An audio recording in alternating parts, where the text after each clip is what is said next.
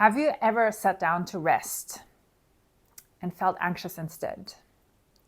You're burnt out and you're trying to fix it by doing self-care and taking weekends off.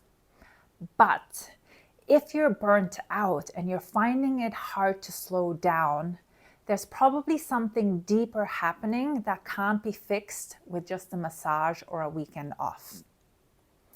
It's a sign that your nervous system might have equated productivity with safety, meaning that rest isn't safe.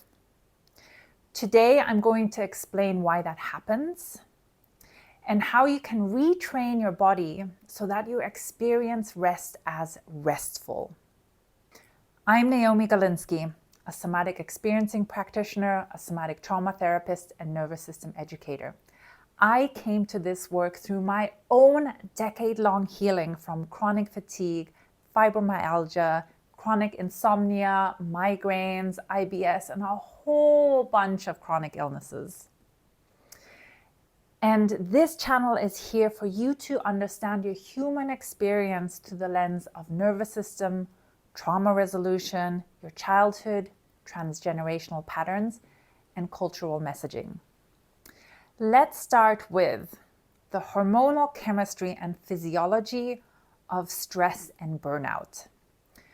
When you are chronically stressed, your system shifts into a chronic state of survival energy, survival mode. The body produces these hormones or these chemicals called cortisol and adrenaline, and they're designed to keep you alert, mobilized, and ready. So the stress energy, that anxiousness, creates a sympathetic activation in our system and activates the same physiological response as fight or flight. And for that, you need to understand that stress is stress.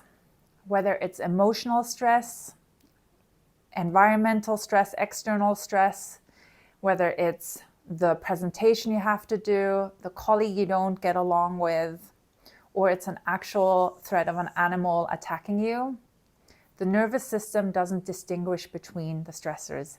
Stress is stress. Cortisol and adrenaline keep you in this hypervigilance state of looking out for where the danger is coming from and preparing for a survival response. So when we're in this low-grade stressed state, consistent stressed state, and have this accumulation of stressors in our body, we are in this low-grade hypervigilant state the whole time.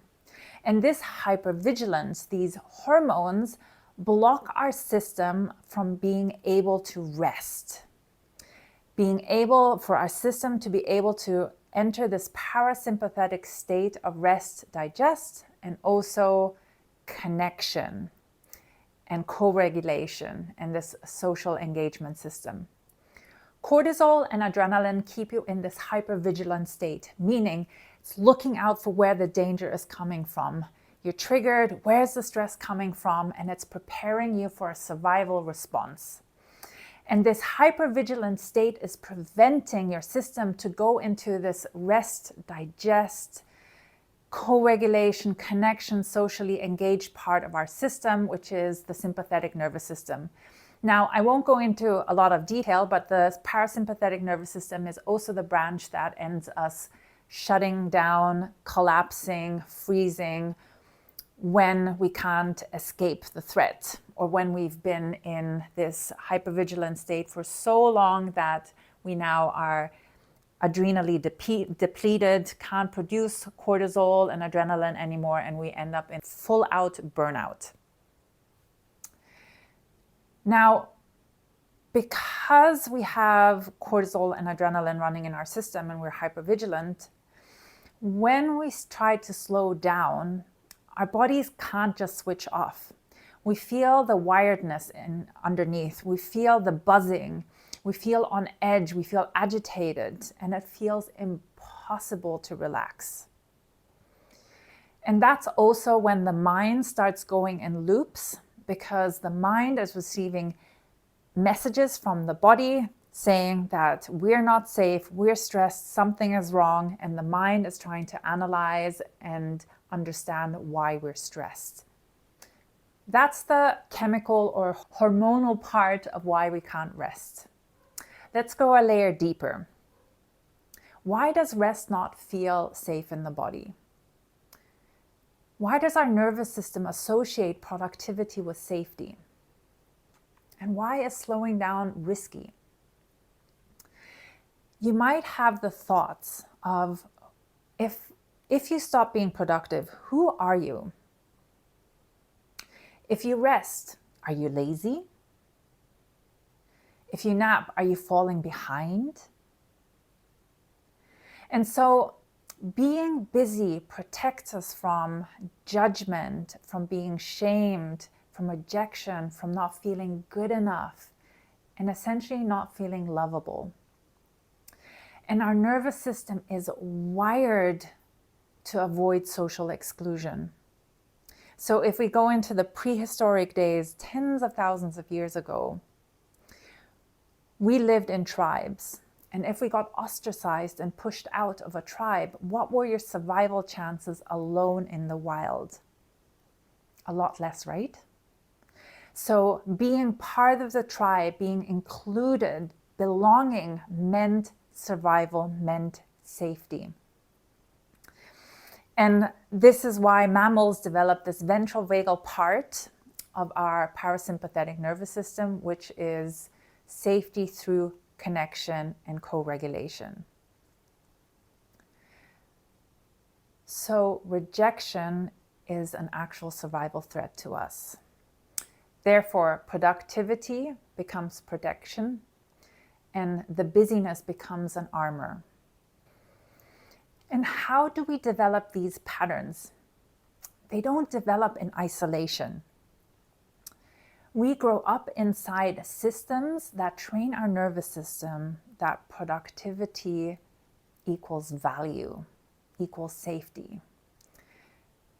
Patriarchy and capitalism and colonialism both value output and reward output. And that can also happen in caste systems in other cultures. The measure of value is in productivity, and we prioritize performance, efficiency, endurance. And rest is only tolerated if we have earned it and produced enough. And self-care is acceptable only if we've produced enough output. And these messages start early.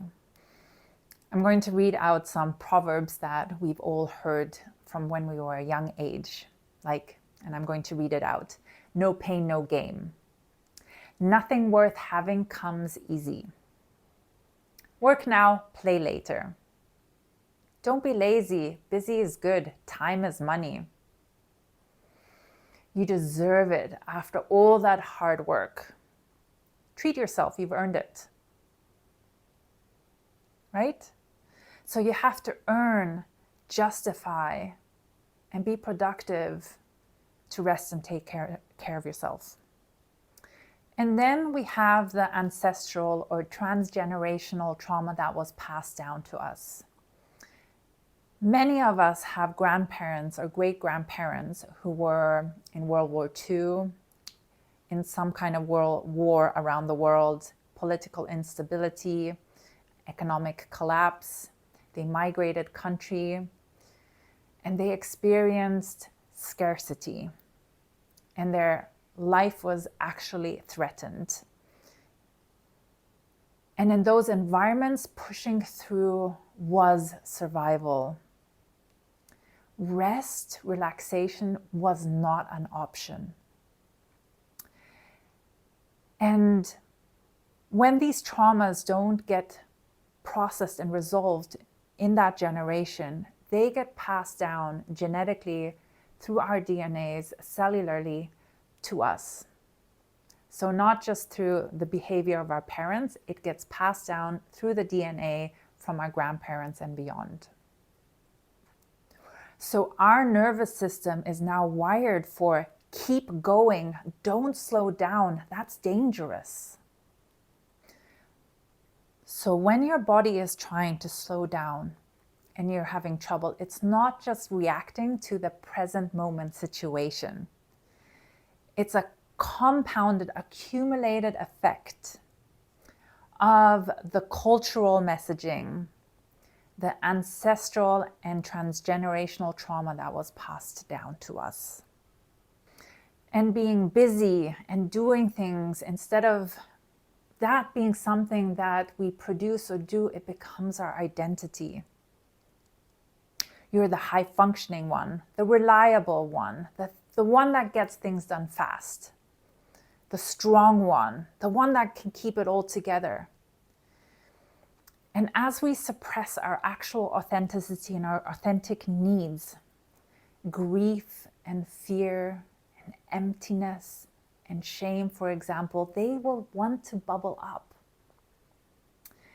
But we're not used to feeling them. They're uncomfortable. We don't want to feel them. So what do? We shove them down. We override them by being busy again. And this is another piece of why rest feels scary, because when we slow down, these emotions, these sensations that want to be felt will start bubbling up to the surface, and we don't want to feel them. And therefore, we shut down the rest and keep working, keep doing, keep being busy, keep doing sports, whatever it is that you do. By the way, if you are liking this content so far, please like this video or subscribe to my channel. It really helps my channel to grow. How do you change it? Let's talk about the positive.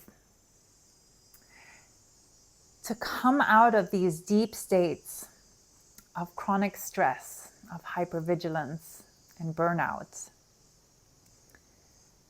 do the trauma healing work. Somatic experiencing, somatic trauma therapy with me or someone else. And slowly release, and it's important to slowly release these survival energies from your body. You don't want to go too fast because that will also burn you out. You slowly release the survival energies trapped in your body, the accumulated stressors. You release them slowly so that your body then has more energy and capacity for life energy. Then learn the tools, the somatic skills to downregulate your system when you feel activated. And in sessions with me, I teach my clients these skills. We practice them together. And this is what's required for your system to learn what to do and how to come from a stressed, activated state down to a more regulated state. It needs to learn how to do this way. Actually, regulation doesn't mean you're always rested and calm. Regulation means you're able to ride these activation, deactivation waves without getting stuck. Right now, if you're stuck in hypervigilance, that means you're stuck in stress. And the stuckness is what's dysregulating. Regulation means you can experience stress in your life, but it doesn't overwhelm you. And you know you have the tools of how to come back to baseline.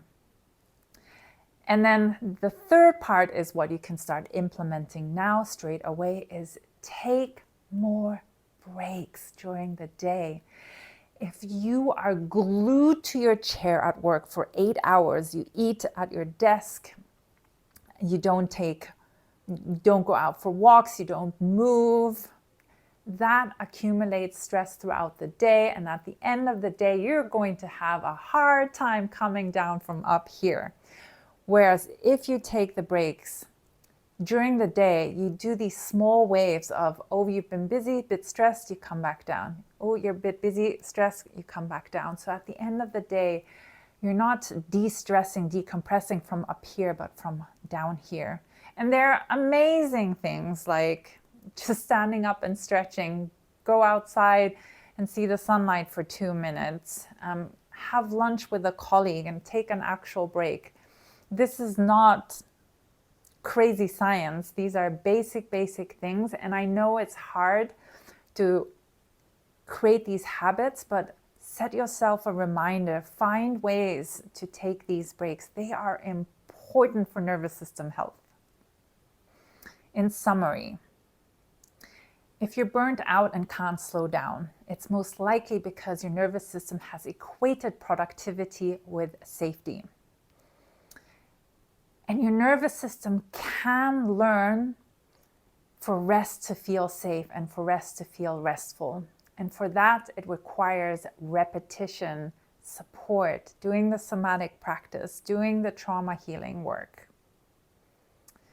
And to remember that if this is difficult, it's because there is a history, like 12,000 years of colonialism, patriarchy, the church, that have told us that we have to be productive to be valued. There are the ancestral and transgenerational traumas that have been passed down to you that you also now need to heal because they haven't done the healing work. So be gentle with yourself. Take your time, but healing is possible. And you don't have to live a life where it's all about burnout. I came out of chronic fatigue. It took me almost a decade to heal, but I have more energy, I'm more vibrant, I'm more happier than I was before my life that led me to burnout. If you want more resources or want to know how to work with me, then check out the links in the description below.